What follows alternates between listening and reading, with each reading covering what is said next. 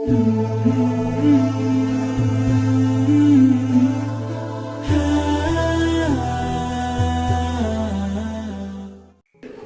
kita mencintai seseorang, katakanlah kepada dia kan.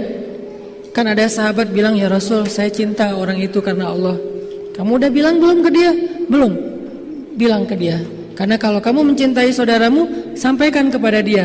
Nanti supaya dia membalas. Ana uhibbuka fillah, ahabbakallahu bima ahbabtani fih.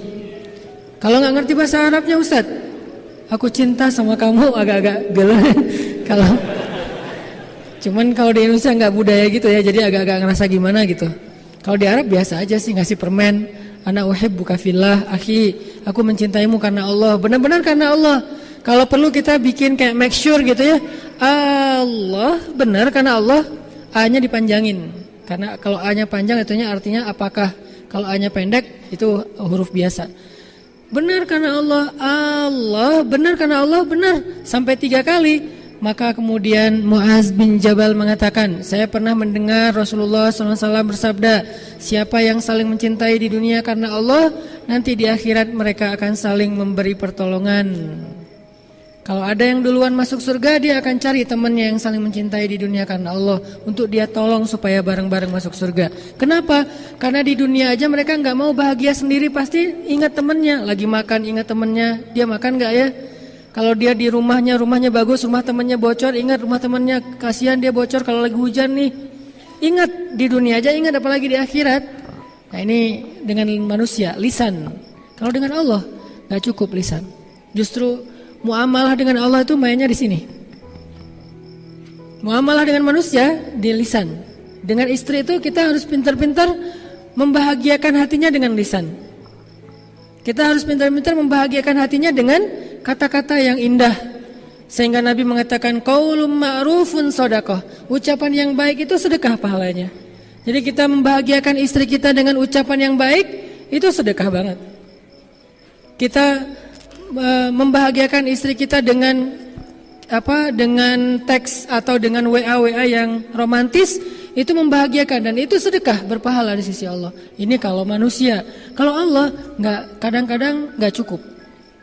Kita bilang, ya Allah, saya mencintaimu, engkaulah segalanya dalam hidup saya nggak bisa hidup tanpamu, segala macam. Tapi nggak benar ucapan itu di hati, Allah tolak. Kalau manusia kok nerima? Karena dia nggak tahu isi hati. Dan dia tidak boleh menghakimi isi hati. Nih nggak jujur nih, dia nggak boleh ngomong kayak gitu. Karena nggak ada yang tahu isi hati orang itu kecuali Allah, kemudian dia. Sehingga kalau ada teman kita mengatakan sumpah, ya udah berarti selesai. Demi Allah selesai. Saya jujur kok, selesai. Nggak boleh kita nih ria atau apa segala macam. Nggak boleh menjudge isi hati orang lain. Ada yang posting di sosmed lagi ngaji, kita ria nih, ini menjudge isi hati orang. Gimana kita tahu dia ria? Bisa aja sebaliknya, dia lagi syiar. Dia berharap dengan dia posting ngajinya bagus, orang lain jadi semangat untuk belajar membaca Al-Quran. Dan dia pengen dapat pahala dari man sanna sunnatan hasanah. Siapa yang mencontohkan satu contoh yang baik. Kita yang menghakimi isi hatinya dengan kata-kata riya, malah nambah-nambah dosa. Atau mentransfer pahala kita buat dia, kan rugi nih. Nah kalau ke Allah, Allah maha tahu. Wa asirru qawlakum aw jaharu bih innahu alimun bidzatis sudur. Kalian sembunyikan kata-kata kalian atau kalian nyatakan, innahu alimun bidzatis sudur. Allah tahu banget lah isi hati kalian, kata Allah. Sehingga kalau kita cuma berucap ngegombal ke Allah tapi di hatinya tuh nggak jujur, Allah nolak gombal kita. Apa contoh gombal ke Allahnya? Inna sholati wa nusuki wa mahyaya wa mamati lillahi rabbil alamin. Itu keren banget kan kata-katanya. Sesungguhnya sholat saya, kurban saya, inna sholati wa nusuki, hidup saya, mati saya, semuanya untuk Allah. Tapi nggak ada di hati kata-kata itu, maka Allah akan menolak kata-kata tersebut. Sama kayak orang-orang mengatakan, wa minan nasi man yaqulu amanna billah yaqulu amanna billahi wa bil yaumil akhir. Ada manusia, ada orang bilang kami beriman kepada Allah dan hari akhir. Terus Allah komen postingan mereka. Apa kata Allah? Wa ma hum bimu'minin. Mereka enggak beriman. Ditambah lagi komen sama Allah berikutnya. Jadi di replay komennya tuh berkali-kali. Apa komen berikutnya? Yukhadi'una Allah walladzina amanu wa ma yakhda'una illa anfusahum wa ma yash'urun. Mereka bohong kata Allah. Kenapa kok Allah menjudge seorang yang berkata-kata baik? Kami beriman kata mereka. Kan baik kan kata-kata ini ya. Asyhadu an la ilaha illallah, inna sholati wa nusuki. Apalagi hasbiyallahu wa ni'mal wakil, la haula wala quwata illa billah. Apalagi kalimat-kalimatnya. La'allahu khair, iyyaka na'budu wa iyyaka nasta'in. La tahzan innallaha ma'ana. Semua kata-kata yang baik, tapi Allah komennya enggak kata Allah. Bohong kata Allah. Kok Allah menjudge kayak gitu padahal ucapannya baik? Jawabannya ada di ayat berikutnya. Fi qulubihim marad. Karena di hati mereka ada penyakit. Apa penyakitnya? Enggak jujur. Makanya kalau ke Allah muamalah itu di sini letaknya. Kalau ke manusia dengan lisan. Makin baik dalam kita berkomunikasi, makin orang bahagia, makin orang jadi teman dekat dengan kita, makin bagus cara kita nulis caption atau kita nulis teks WA kita tuh pakai emoticon guling-guling lah, big hug lah, nangis lah, kiss lah segala macam, makin jadi kayak geng banget ya, sahabatan banget. Apalagi buat cewek-cewek kan senang pakai emoticon tuh. Kadang-kadang kalau di line emoticonnya sampai di share segala macam karena itu kayak bahasa komunikasi. Kalau ke Allah nggak bisa. Kalau ke Allah itu di sini dulu, baru di sini. Bukankah Nabi mengatakan Allah tidak melihat kepada penampilan kalian, Allah tidak melihat kepada perbuatan kalian, tapi Allah melihat ke hati kalian? Maksudnya bukan nggak penting penampilan dan perbuatan, bukan. Tapi maksudnya kalau hatinya nggak selaras, penampilan dan perbuatan itu ditolak sama Allah. Bukankah innamal a'malu binniyat? Semua amal itu tergantung dengan niat, dan niat itu mahalluha al-qalb. Niat itu tempatnya adalah hati. Berarti interaksi kita, akad kita dengan Allah itu dimulai di sini. Kalau di sininya mantap, wah, banyak banget keajaiban terjadi dalam hidup kita. Banyak banget kalau di sini mantap. Kita nggak butuh kalimat panjang, satu kata aja cukup. Kalau di sininya mantap, udah ada akad dengan Allah. Satu kata aja untuk ngeklaim, udah cukup. Apa kata itu? Allah. Udah selesai. Kita udah baca Al-Baqarah, baca segala macam, masih aja ketakutan kan ya? Kita yang gemetar. Nabi cuma dengan satu kata, Allah, musuhnya yang gemetar.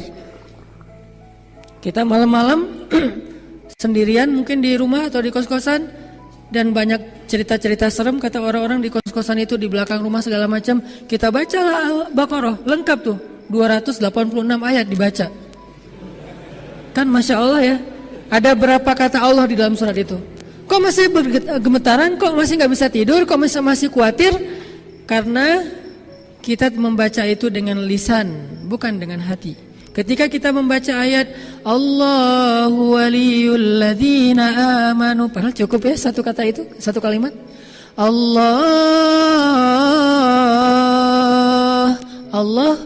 Allahu waliyul ladzina amanu, pelindung orang yang beriman.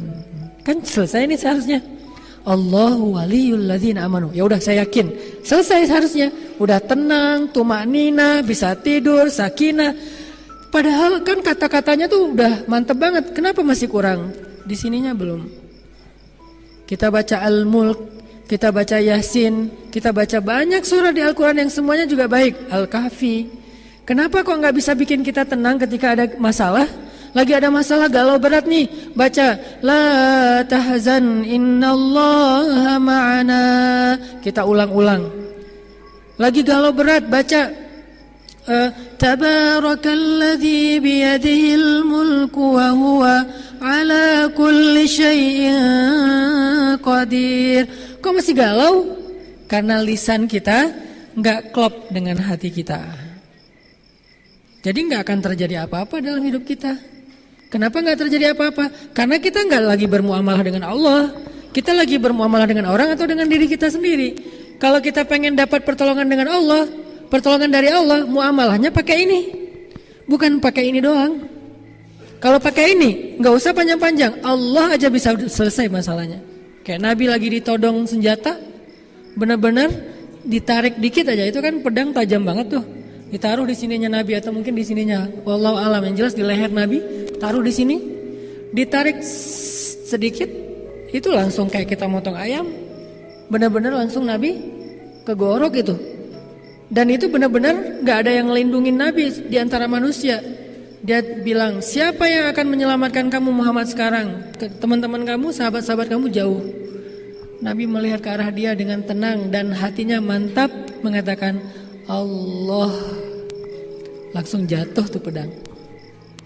Dia bukan megang pedang santai-santai gitu. Pegangnya kan namanya juga mau gorok kan ya. Udah kayak orang megang samurai gitu kan, udah siap-siap nih mau ditarik. Begitu Nabi bilang Allah, gemetar sampai jatuh pedangnya. Kira-kira gemetarnya gimana tuh sampai pedangnya jatuh? Kan dahsyat banget kata-kata Nabi. Bisa nggak kita kayak gitu ke calon mertua? Terus anak saya dikasih makan siapa? Allah. Wah, beres. Kenapa nggak bisa malah kita yang tetap gemetaran? Nih, kita belum kuat hatinya. Sinyal hati kita tuh, sinyal iman kita tuh ke Allah belum terlalu mantap. Lahum darajatun 'inda rabbihim. Orang beriman itu bertingkat-tingkat. Jadi rasa di hati kita itu nggak sama. Ada yang kuat banget, ada yang biasa-biasa aja, ada yang sedikit, ada yang putus-putus. Sekali ada rasa, sekali enggak. Artinya sekali yakin, sekali ragu. Kalau sakitnya cuma sakit kayak panas doang, dia yakin Allah Maha Penyembuh. Giliran sakitnya lebih parah, dia mulai ragu kepada Allah. Kenapa yang tadi sembuh yang enggak, yang ini enggak? Yang tadi yakin, yang ini ragu. Kenapa kalau misalnya yang sakit kepala dia bisa sembuh? Karena kalau sakit kepala ringan, dia yakin sama Allah Maha Penyembuh, jadi sembuh. Giliran sakitnya agak parah, dia ragu sama Allah Maha Penyembuh, makanya gak sembuh-sembuh.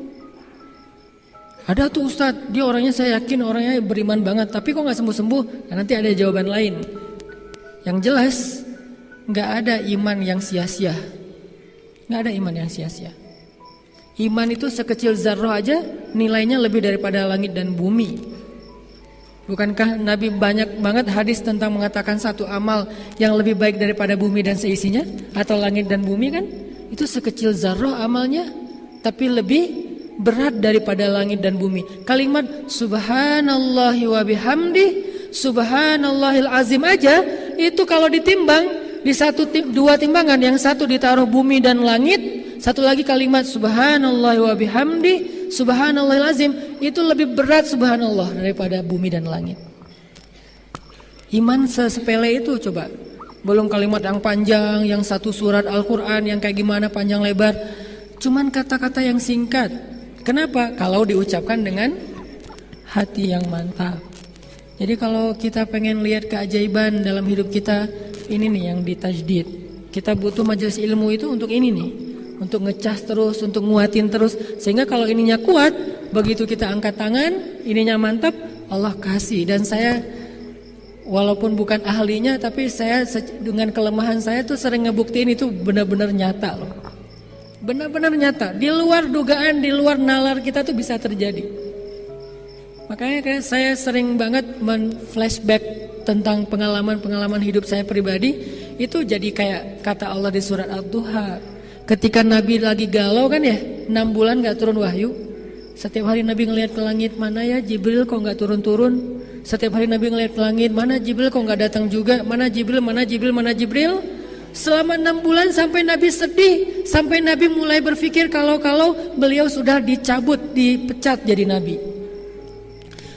Jangan-jangan Allah udah gak ridho lagi saya sebagai Nabi nih. Jangan-jangan saya sudah diberhentikan. Jangan-jangan Allah udah memilih Nabi yang lain selain saya. Jangan-jangan saya udah gak layak. Sedih banget. Kebayang gak tuh sedihnya? Lebih sedih daripada ketika anak laki-laki beliau wafat. Sedih banget Nabi tuh. Itu salah satu adegan Nabi paling sedih ketika 6 bulan gak turun wahyu.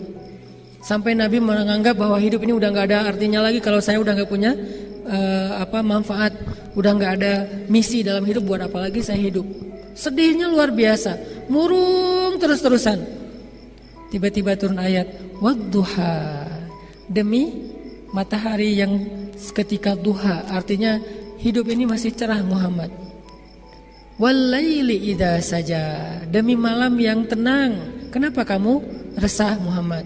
Ma wadda'aka rabbuka wa ma qala. Allah harusnya bisa aja bilang ma wadda'aka rabbuka wa qala. Tuhanmu tidak benci kepadamu dan tidak meninggalkan kamu.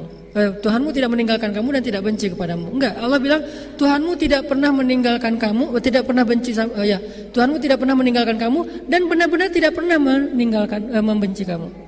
Ini artinya Allah tuh kayak negesin banget kalau Allah tuh nggak benci dan nggak ninggalin Nabi. Jangan sedih Muhammad, 6 bulan itu bukan berarti Allah ninggalin kamu. Itu kayak ujian juga buat Rasulullah. Setelah itu wala saufa yu'ti walal akhiratu khairul laka minal ula wala saufa yu'tika rabbuka fatarda. Allah terus ngasih kayak motivasi buat Nabi Muhammad. Jangan putus asa wahai Muhammad, jangan sedih wahai Muhammad, jangan berkecil hati wahai Muhammad, jangan menyerah wahai Muhammad. Aku pasti akan menolong kamu. Aku nggak pernah ninggalin kamu. Aku tuh nggak pernah jauh dari kamu. Allah ngomong kayak gitu coba. Surat Ad-Duha itu tinggal dikasih nada Korea dikit tuh benar-benar kayak gitu. Jadi Allah kayak lagi kayak ngasih harapan buat Nabi Muhammad, kamu jangan pikirin aku jauh dari kamu. Aku tuh nggak ngerejek kamu. Gitu. Kalau ekspresi saya mah ya. Aku tuh nggak baca WA kamu. Aku tuh nggak pernah ngeblok kamu. Aku tuh nggak gitu-gitulah kalau bahasa kita yang agak-agak gimana gitu ya. Kalau ke teman mungkin nggak pernah gitulah. Yang jelas Allah kayak meyakinkan Nabi, Allah tuh nggak pernah ninggalin Nabi. Terus biar Nabi makin pede berjalan, makin yakin bahwa beliau nggak sendiri apa? Allah nyuruh Nabi flashback. Alam, coba kamu lihat ke belakang. Coba kamu ingat-ingat lagi. Alam yajidka yatiman fa'awa wa wajadaka dhallan fahada wa wajadaka ailan fa'aghna. Coba kamu ingat lagi masa lalu kamu Muhammad. Bukankah kamu dulu yatim? Gak punya ayah, kemudian gak punya ibu, kemudian gak punya kakek, kemudian sampai gak punya paman. Lalu Allah memberikan kamu terus orang yang akan mendampingi kamu. Gak ada ayah, ada ibu. Gak ada ibu, ada kakek. Gak ada kakek, ada paman. Gak ada. Kemudian setelah selesai masa paman dengan istri yang luar biasa. Kenapa Allah gak ngasih Khadijah itu semasa dengan Ummu Salamah, Sauda, Aisyah? Kenapa? Karena satu orang Khadijah itu tidak sebanding dengan semua istri-istri Nabi yang lain. Dan Nabi butuh Khadijah di masa-masa merintis dakwah. Setelah dakwah sudah agak solid di Madinah, baru dikasih pendamping khusus masa-masa nyaman. Aisyah itu istri di masa nyaman. Makanya hadis-hadisnya main, bercanda, ya kan ya? Cemburu-cemburuan, ngambek-ngambekan, kejar-kejaran, itu Aisyah. Terus di sisi yang lainnya mencari ilmu, menghafal hadis, menghafal Quran. Karena Islam dakwah udah lumayan solid di situ tuh. Kalau masa merintis, masa-masa Nabi pulang dalam keadaan sedih, diselimutin, Nabi pulang dalam keadaan kotor, tubuhnya dibersihin, itu Khadijah. Makanya alam yajidka yatiman fa'awa. Buat saya, alam yajidka yatiman fil Qahirah, di Kairo, fa'awa. Bukankah kamu sendiri dulu di Kairo, berangkatnya sendiri, gak punya siapa-siapa, lalu Allah memberikan kamu keluarga, berangkat sendiri pulang 2,5. Kok 2,5? Sama istri saya dan anak dalam kandungan istri saya. Jadi kita pulang bertiga. Allah kasih keluarga, dikasih teman, dikasih geng. Sehingga di Kairo saya malah jadi betah, malas pulang karena udah terlanjur banyak teman di sana. Baik orang Indonesia, orang Mesir, orang Afrika. Yang paling banyak teman saya itu orang Afrika. Mungkin karena agak-agak mirip kali ya, jadi banyak teman. Kita jalan bareng, seru-seruan. Bukankah dulu berangkatnya sendiri? Siapa yang mendatangkan teman-teman, yang mendatangkan pasangan? Allah. Ingat itu, sehingga kalau kamu melangkah, gak usah khawatir. Kan Allah di sana dan di sini sama. Nanti Allah yang akan membantu kamu dengan cara yang sama, bahkan lebih dahsyat dari itu. Sehingga saya gak pernah khawatir. Awal saya datang ke Bandung juga kayak gitu. 2006, belum lama loh. 12 tahun yang lalu Saya datang ke Bandung, tinggal di Tegalega yang pojok ada pembuangan sampah. Saya bilang saya harus bisa memberi manfaat lebih di kota ini. Saya berdiri di atas gedung Gria Jogja Kepatihan tuh. Saya naik ke atas, saya lihat kota Bandung. Kenapa kok di situ? Kenapa nggak di Tower Masjid Agung? Karena nggak punya duit untuk bayar masuk tower. Cari yang gratisan. Terus di ITC ya namanya, ITC kan ya, yang dekat yang di Kebun Kelapa. Berdiri di atas, di kota Bandung. Saya harus memberi manfaat di sini. Saya harus 10 tahun lagi saya harus menjadi orang yang bermanfaat. Itu azam.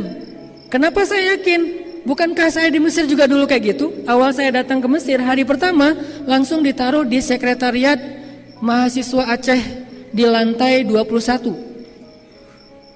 Saya langsung duduk, kan musim dingin waktu itu, 6 derajat lah kurang lebih. Saya duduk di depan, di balkon gitu pakai jaket, melihat kota Kairo malam hari yang kelap-kelip lampu. Saya bilang 5 tahun lagi saya di sini udah harus memberi manfaat lebih, harus jadi seseorang. Saya bilang, bukankah saya sendiri datangnya?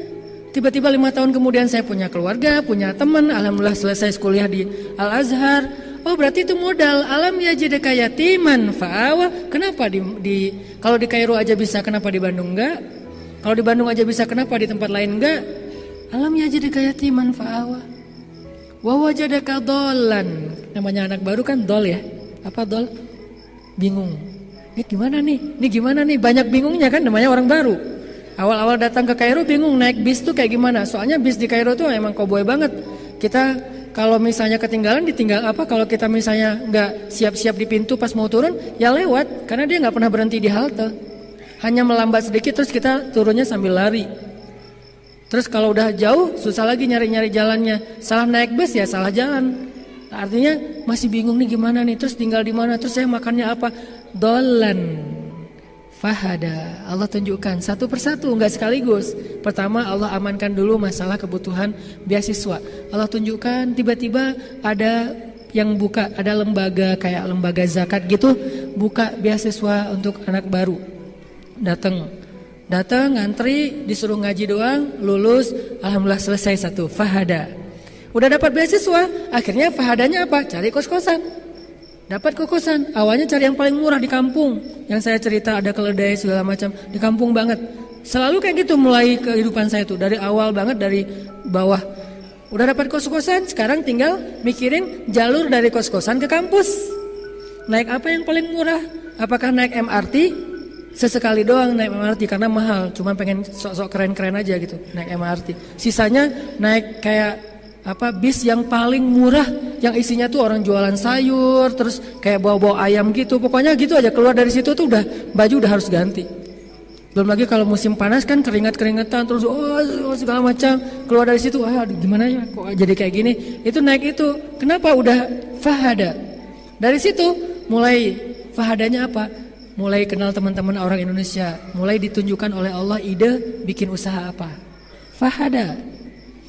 Udah gitu, wajadaka ailan, lapar, tadinya nggak punya penghasilan sendiri, fa'aghna, jualan bakso, walaupun bukan saya yang bikin. Karena udah punya teman, Allah tunjukkan, dia yang bikin bakso, saya yang jual, nanti bagi hasil, dia 30%, saya 70%. Alhamdulillah ya, dia baik banget, mau aja gitu. Dapat, fa'aghna, kenyang gitu. Terus kalau lagi ada musim liburan kan suka kayak acara gathering ya, saya catering gitu-gitulah. Terus kayak ada musim anak baru datang, jual dolar. Musim haji jadi gaya di tanah suci. Fa'aghna. Bukankah itu bukti? Makanya kata Allah, Muhammad, alam yajidaka yatiman fa'awa wa wajadaka dhallan fahada wa wajadaka ailan fa'aghna. Terus kenapa khawatir? Kenapa ragu? La tahzan. Innallaha ma'ana. Ini dibangun di sini. Dan ini yang membuat saya semakin yakin sehingga dengan keyakinan itu saya ngerasa bukan saya hebatnya, Allah yang hebat. Cuman kehebatan Allah itu nggak kita lihat langsung karena kita nggak yakin akadnya. Jadi tiket mau ngelihat show-nya Allah tuh, tiketnya itu iman. Jadi kita kalau pengen ngelihat Allah perform, Allah show dan show-nya tuh spektakuler banget, tiketnya di sini. Barcode-nya tuh ada di sini. Jadi kalau kita mau datang ke gate-nya, mau masuk ke acara show Allah, terus barcode-nya nggak ke-detect, berarti emang ininya agak ini nih. Ngelihat dari jauh kan beda dengan jadi dekat. Kelihatan lampu warna-warni dari luar, ada show apa sih kok seru banget. Tapi kan kita jaraknya terlalu jauh, jadi nggak menakjubkan yang kita lihat. Kenapa ada orang yang melihat kehidupannya tuh menakjubkan banget? Karena dia ngelihatnya di barisan paling depan. Soalnya dia beli tiketnya dengan VIP, tergantung barcode tiketnya. Dan itu ada di dalam hati kita, teman-teman. Buktiin deh. Kalau pengen lihat keajaiban Allah, percaya deh sama Allah. Ustadz, saya udah ngetes Ustadz. Ngetes itu gak percaya namanya. Ngetes itu kan ragu-ragu. Bener gak ya? Bener gak? Saya ngetes dulu deh. Itu ragu-ragu, gak akan kelihatan. Percaya. Gimana caranya Ustadz? Coba percaya. Tapi kan percaya juga bertahap. Caranya, alam yajidika yatiman. Lihat masa hidup kita selama ini. Bukankah Allah yang nolong kita? Kalau kita ngerasa nggak kayak orang yang garing hidupnya, nggak punya pengalaman, lihat pengalaman teman kita yang lebih unik. Lihat pengalaman orang-orang yang sering sharing yang lebih unik lagi tuh. Bukankah Allah yang nolong dia?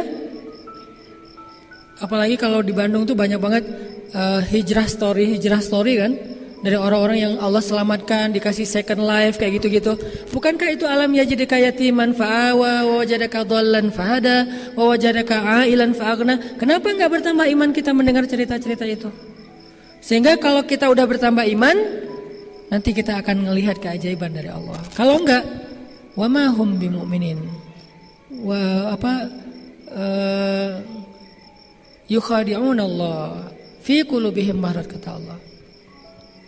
Jadi syaratnya teman, coba mantapkan lagi hati kita, tajdid iman kita di dalam hati dengan majelis-majelis kayak gini.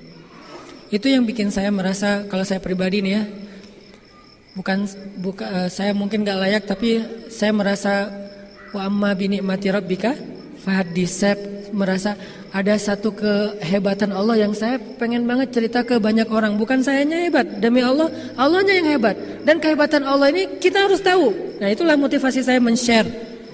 Itu yang bikin saya pede banget ngapa-ngapain. Pede kenapa? Kan Allah yang. Tapi bukan berarti konyol ya. Tetap ada pertimbangan, tetap ada ikhtiar. Itu mah urusan zahir. Pertimbangan, ikhtiar, musyawarah, itu urusan zahir. Ini kita lagi ngomongin urusan batin. Jangan sampai kita batinnya mantap tapi gak ikhtiar. Kok gak ada Ustadz? Dia terlalu woles. Terlalu, kayak kemarin ada cerita teman di Surabaya tuh bilang, Ustadz, saya tuh udah berusaha woles, tapi kok gak lulus-lulus ya Ustadz. Saya ketika ujian woles, gak belajar, kata dia. Saya udah umur sekian, woles, gak ngelamar-ngelamar cewek. Ya tapi kok jadi hidup saya kayak gini-gini aja Ustadz. Itu bukan woles. Bukankah Nabi berlindung kepada Allah dari kata-kata a'udzubika minal ajzi wal kasal? Aku berlindung kepada Engkau ya Allah dari lemah dan malas. Itu malas, bukan woles. Mudah-mudahan kita jadi tahu, oh berarti akad kita tuh di sini. Kalau mantap di sini nih, nggak akan kecewa. Terus kalau kita udah mantap, gimana cara Allah nolongin kita? Kalau kita yakin nih, udah berserah diri sama Allah, kalimat inna sholati wa nusuki, kalimat hasbi Allah tuh udah mantap di hati kita. Gimana cara Allah nolong kita? Kayak Bilal bin Rabah, ketika dia diuji oleh Allah dengan disiksa Umayyah bin Khalaf, dan penyiksaan itu live streaming lagi tuh. Semua orang nonton kan, ketika Bilal disiksa, dan orang-orang pada komen, kasihan ya gitu. Yang lain nanya, siapa yang kasihan? Dikirain Bilal, ternyata bukan, Umayyah kasihan. Karena kelihatan dia yang kewalahan, yang kecapean. Bilal mah biasa-biasa aja. Sakit sih tapi ketahan. Gimana cara Allah menolong Bilal? Ketika Bilal mengatakan satu mantra, satu kata saja, ahadun ahad, ahad, ahad, ahad. Cuma satu kata. Bilal tuh nggak ngomongin Allahu la ilaha illa huwal hayyul qayyum la ta'khudhuhu sinatun wa la naum, enggak. Tabarakalladzi biyadihil mulk wa huwa ala kulli syai'in qadir alladzi khalaqal mauta wal hayata. Enggak, dia enggak hafal ayat sebanyak itu. Dia cuma tahu ahadun ahad. Kenapa Bilal enggak baca doa yang panjang? Karena Bilal baru masuk Islam dan belum tahu agama ini kecuali ahadun ahad. Dia belum tahu Al-Qur'an yang panjang, dia belum tahu hadis, dia belum tahu wirid-wirid. Bahkan nanti sampai Bilal udah di Madinah juga, dia wiridnya enggak banyak Bilal tuh. Dia pernah kayak kepo gitu ya, Nabi lagi wirid. Terus Ibnu Abbas itu kan kayak anak kecil yang kemana-mana ngikutin Nabi ya. Jadi Nabi buat dia tuh udah kayak ayah gitu. Kemana Nabi dia ikut. Dan Ibnu Abbas dia cerdas. Kalau dengar sesuatu langsung ingat, nggak pernah lupa lagi tuh. Nah, Ibnu Abbas juga didengarin sama Bilal, wah wiridnya panjang gini. Yang satu lagi, ini juga lebih panjang nih Rasulullah. Dua-duanya panjang. Bilal bingung, terus saya gimana dong? Bilal, wirid saya nggak sepanjang mereka. Akhirnya Bilal punya wirid sendiri yang cuma 4 kalimat. Dilapor ke Rasulullah, ya Rasulullah, saya tuh nggak punya wirid dan dana.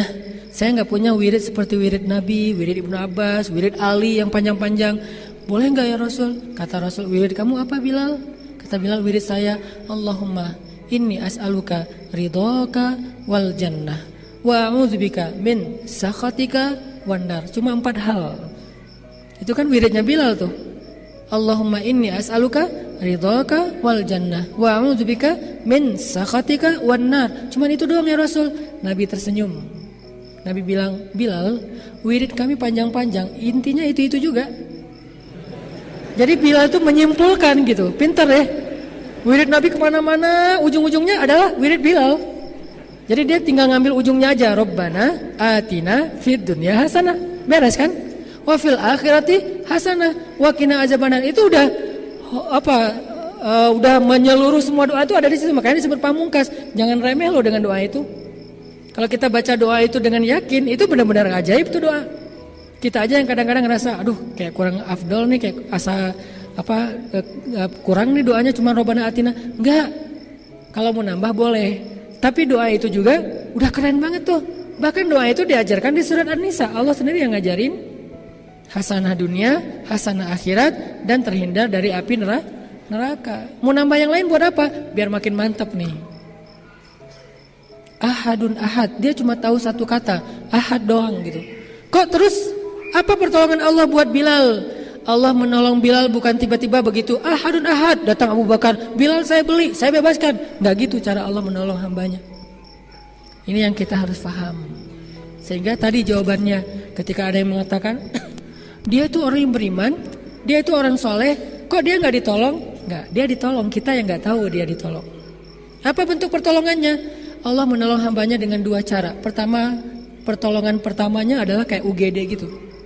Begitu datang ke rumah sakit, diinfus dulu atau periksa tensi dulu, terus diinfus. Kalau perlu, nggak langsung didiagnosa sama dokter. Kadang-kadang apalagi datangnya nggak ada dokter di klinik itu, besok baru dokter diagnosa. Yang penting dia pertolongan pertama.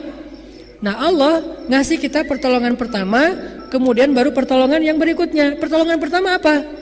Pertolongan pertama dari Allah kepada hambanya ketika mereka punya masalah adalah Allah tolong hatinya, dikuatkan kesabarannya. Itu pertolongan pertama. Gak langsung drop off, gak, dikuatkan kesabaran dia. Sehingga walaupun dia tetap mendapatkan ujian yang itu, hatinya tetap tenang, dia tetap kuat, dia tetap tabah, dia tetap sabar. Itulah pertolongan paling ajaib yang Allah berikan kepada hambanya. Bilal disiksa itu berhari-hari, berminggu-minggu. Padahal dia udah bilang ahadun ahad dari hari pertama. Kok nggak langsung dibeli sama Abu Bakar? Karena Allah ngasih pertolongan pertama buat Bilal bukan dengan cara dibebaskan, tapi dikuatkan hati Bilal. Sehingga ketika disiksa, Bilal sama sekali tidak mau beralih dari iman. Kata Umayyah pertama, wahai Bilal, tinggalkan agama Muhammad, beralih kepada agama orang Quraisy. Ahadun ahad. Wahai Bilal, Muhammad itu nggak pernah bantu kamu, dia sendiri di rumahnya dilindungi keluarganya, kamu sendiri di sini nggak ada yang lindungi. Ahadun ahad. Wahai Bilal, ya sudahlah, kalau kamu nggak mau meninggalkan agama Muhammad, minimal kamu mencela Muhammad aja, tapi agamanya tetap kamu peluk. Ahadun ahad. Ya udah, nggak usah mencela Muhammad, nggak apa-apa. Minimal kamu jangan bilang lagi ahadun ahad. Ahadun ahad. Sebel nggak sih? Kan sebel banget nih jadi Umayyah bin Khalaf ya. Akhirnya Umayyah bilang, Bilal, sekarang saya tuh udah dari ujung udah ke tengah tuh udah jauh banget loh Bilal. Masa kamu nggak bisa ditawar sama sekali sih? Saya tuh udah banyak kasih diskon. Tadi suruh kufur nggak mau, terus suruh mengkhianati Muhammad nggak mau, mencela Muhammad nggak mau, nggak usah ngomongin ahad aja juga nggak apa-apa, nggak mau juga. Sekarang minimal gini wahai Bilal, kamu tetap boleh ngomong ahadun ahad, kamu boleh la ilaha illallah, kamu boleh apa, tapi akuilah bahwa agama kami itu nggak salah. Pluralisme, ya kan? Kami juga benar, kamu juga benar. Cuman kamu lebih cocok dengan Allah, kami cocok dengan berhala. Gitu aja Bilal. Ahadun ahad. Apa enggak stroke tuh Umayyah bin Khalaf? Udah berkali-kali nawar enggak bisa. Kenapa Bilal bisa kayak gitu? Umayyah itu lemah hatinya, Bilal kuat hatinya. Karena Allah menolong hati Bilal. Kayak kita ketika awal berhijrah, sebutlah hijrah pekerjaan. Gak mau lagi riba, gak mau lagi yang kayak gitu-gituan, gak mau lagi yang syubhat, gak mau lagi yang haram, secuil apapun kecuali darurat. Cuman itu alasan yang membolehkan. Dan ini belum jadi darurat, akhirnya kita tinggalkan. Apakah kita akan langsung dapat usaha dan langsung kemudian survive, kaya, punya profesi yang luar biasa? Kayaknya SOP-nya gak kayak gitu deh. Awalnya justru kita langsung diuji dengan lapar dulu, pendapatan gak sebesar yang dulu. Jadi berhemat, gak bisa entertain, gak bisa jalan-jalan. Dari keluarga juga mulai ada sedikit guncangan. Apa yang membuat kita bertahan dalam masa-masa kayak gitu? Hati kita. Kalau kita gak yakin sama Allah, Allah gak akan nolong hati kita. Akhirnya kita balik lagi, apa nih maunya Allah? Ada yang kayak gitu. Dan lapor ke saya lagi curhat, Ustadz saya pengen nanya. Nanya apa Pak? Apa sih maunya Allah? Kok nanyanya ke saya? Nanya ke Allah dong. Apa sih maunya Allah? Saya tuh udah ngelakuin loh apa yang Allah mau. Saya udah ninggalkan pekerjaan riba saya udah sholat di masjid 5 waktu, istri saya sudah berhijab, anak-anak udah belajar ngaji, saya udah nggak kayak dulu lagi minum segala macam. Tapi kok hidup saya kayaknya makin susah nih. Nah, dia nggak berakad dengan Allah di hatinya. Dia hanya mencari yang mudah buat dia dan menguntungkan. Dan itulah yang disebut dengan iman ala harfin. Imannya berada di pinggir. Sedikit saja ada guncangan langsung terperosok. Itu iman yang kayak gitu. Karena SOP-nya bukan kayak gitu. Jangankan kita, Bilal lebih soleh dari kita. Khabab lebih soleh dari kita. Siapa lagi yang disiksa? Sumayyah lebih soleha daripada kita. Masyidah lebih soleha daripada kita kan? Ashabul Ukhdud yang dibakar hidup-hidup di dalam sebuah parit lebih soleh daripada kita. Kenapa mereka diberlakukan SOP yang sama? Apakah Allah nggak tahu isi hati mereka? Tapi emang kayak gitu sunnatullah teman-teman. Perjalanannya emang kayak gitu dulu. Ketika kita hijrah, Allah uji dulu ke bawah. Dan bersabarlah, yakinlah sama Allah, Allah akan kuatkan hati kita. Nggak lama kok yang kayak gitu-gitu. Dan makin husnuzon kita ke Allahnya mantap, makin cepat loh terjadi keajaiban. Kalau saya sering ngerasa husnuzon itu yang menolong saya nih. Ini mah gak akan lama. Ini mah bisa. Ini mah apa. Tapi ikhtiar ya. Ini masalah hati doang nih. Insya Allah Allah tolong. Insya Allah gak akan apa-apa. Ada Allah kok ada Allah. Benar-benar Allah tunjukin keajaiban. Gak pernah kepikiran. Jadi ayat min haitsu la yahtasib itu benar-benar nyata. Wa yaj'al lahum makhraja itu benar-benar nyata. Pasti teman-teman pernah ngalamin itu. Makanya kalau udah pernah ngalamin, alam yajidka yatiman fa'awa. Ingat itu, terus bikin itu jadi tajdid iman, pembaharuan iman. Sehingga kita berani mengambil resiko fisabilillah, berani gambling dengan melibatkan Allah, berani. Selama itu fisabilillah, gamblingnya itu di jalan Allah. Gambling jalan Allah gimana? Ninggalin yang haram menuju ke yang halal walaupun sedikit beresiko. Itu namanya gambling fisabilillah. Kan mengambil resiko kan, kayak bertaruh gitu. Kalau bertaruhnya pakai nama Allah, tenang weh, la tahzan. Allah nggak akan ngecewain kita kalau kita pakai nama Allah. Termasuk menikah nggak punya modal, termasuk seorang perempuan menyerahkan dirinya, hatinya kepada seorang laki-laki yang nggak punya modal, gambling banget kan, ngambil resiko banget. Tapi dia tahu laki-laki ini orang yang beriman dan bertanggung jawab. Beriman dia ke Allah, bertanggung jawab kepada manusia. Artinya dia mau berikhtiar, mau bekerja. Maka tenang. La tahzan wahai ibu-ibu, la tahzani wahai perempuan. Karena kalau kalian menyerahkan hati dan diri kalian untuk laki-laki yang beriman kepada Allah dan bertanggung jawab untuk kalian, insyaallah la'allahu khair. Itu yang udah baik banget tuh. Awal-awalnya mungkin agak ada tunggakan listrik, wajar. Akhirnya diusir. Ya emang kayak gitu. Kita baru diusir, belum disiksa kayak Bilal kan. Baru diusir doang, baru dimarahin sama Bu Kos. Setiap akhir bulan dimarahin, biasa. Belum dicambuk seperti Sumayyah. Belum juga bakar hidup-hidup dan diseret di bara api seperti Khabab. Nauzubillah. Jadi teman-teman, bersabarlah dengan sedikit ujian. وَلَنَبْلُوَنَّكُمْ بِشَيْءٍ minal khawf بشيء من الخوف والجوع ونقص من الأموال والأنفس والثمرات. Pasti kami uji, kata Allah, dengan sedikit rasa takut, dengan sedikit rasa lapar, dengan sedikit kekurangan, dengan sedikit kegalauan. Wabasyiris sabirin, tapi sampaikan berita gembira kepada orang yang sabar. Jadi tidak ada balasan dari kesabaran kecuali berita gembira. Nggak ada balasan dari kesabaran kecuali keajaiban. Nggak ada balasan dan kesudahan dari kesabaran kecuali kemenangan. Dan nggak ada yang lain. Tidak ada kesabaran menjadi penyesalan, kesabaran menjadi kerugian, kesabaran kecelakaan. Itu bukan pasangannya. Nggak kayak gitu sunatullahnya, itu disilang. Sunatullahnya pohon sabar hanya berbuah keberuntungan, kebahagiaan, keajaiban, pertolongan, apalagi kebaikan-kebaikan. Itulah buah dari pohon sabar. Jadi pohon apa yang kita tanam, maka buah itulah yang akan kita petik. Gak mungkin kita nanam pohon sabar kemudian yang muncul buah yang pahit dan beracun. Gak mungkin, kebalik itu. Itu yang kita bangun di hati kita. Wabasyiris sabirin. Terus nanti ditambah lagi dengan ayat-ayat yang lain. Wa may yattaqillaha yaj'al lahu makhraja dan seterusnya. Ala inna nasrallahi qarib. Tenang, bentar lagi kata Allah. Terusin sabarnya. Isbiru wasabiru warabitu. Bersabarlah, kuatkan kesabaran. Ikat pinggang kalian. Jangan sampai kalian berputus asa. Akad di sini.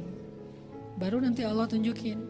Makin besar kesabaran kita, makin besar keajaiban dalam hidup kita. Saya udah ngebuktiin itu, saya yakin teman-teman udah pernah membuktikan itu. So, kenapa kita harus ragu? Kenapa kita harus galau? Kenapa kita harus berputus asa? Bismillah, jalan.